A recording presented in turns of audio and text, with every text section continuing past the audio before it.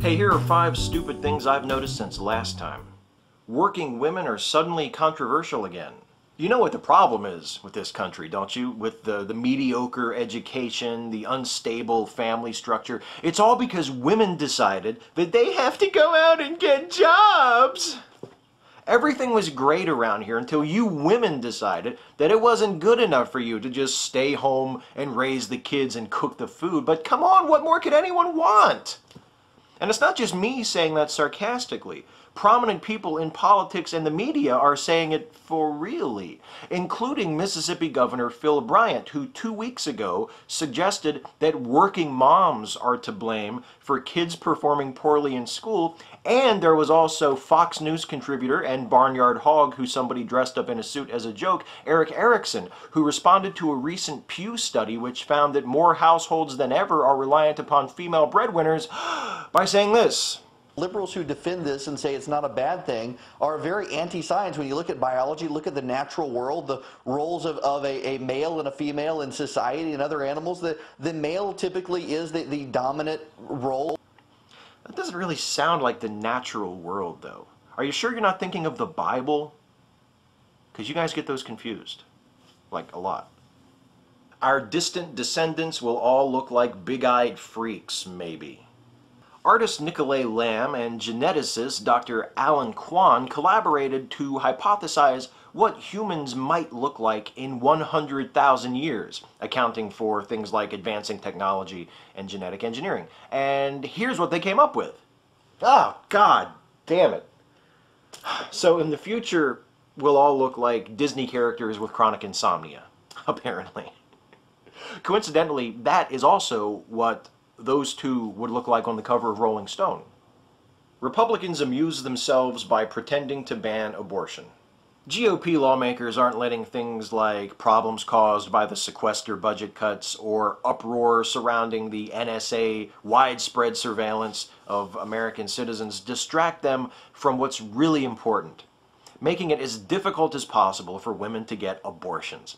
In Wisconsin, that state's legislature is currently considering a bill that, if enacted, would impose regulations that would likely force one of the state's 4 remaining abortion clinics to close.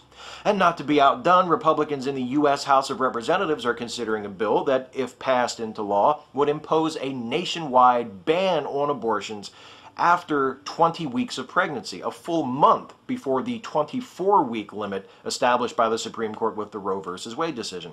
The bill will probably pass the Republican-dominated House and then move on to the Senate, where it has no chance of survival.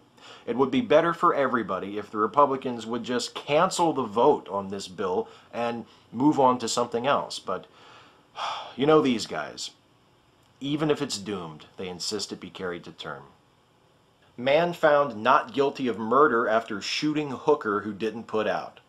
A man who fatally shot a prostitute who refused to have sex with him after he paid her $150 has been acquitted of murder charges thanks to a state law that makes it legal to use deadly force to retrieve stolen property.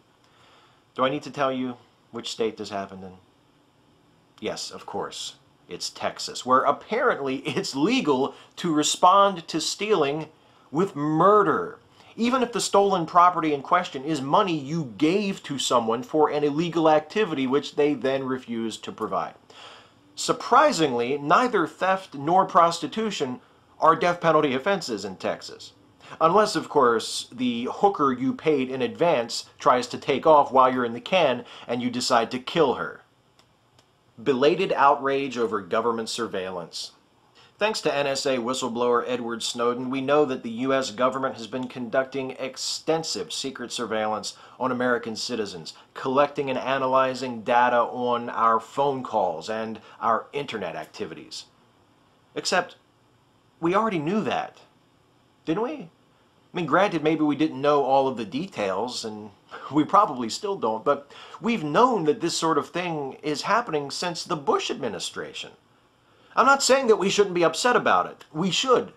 I'm just pointing out that when we found out the last time, some of us were pretty furious about it, and then we just kind of forgot. And I think that's really what we're upset about this time. Not the wiretapping and the data collection, the invasion of privacy, but the fact that our blissful pretended ignorance has been interrupted, and now we have to pay attention to this. At least for a few weeks. And then we can gradually let things go back to normal and pretend that this problem doesn't exist, just like our increasingly inadequate national infrastructure and climate change and the plight of the poor and homeless here and around the world and all the other things that, we'd rather just not think about until we have to. The hardest part is only picking 5. Catch you next time.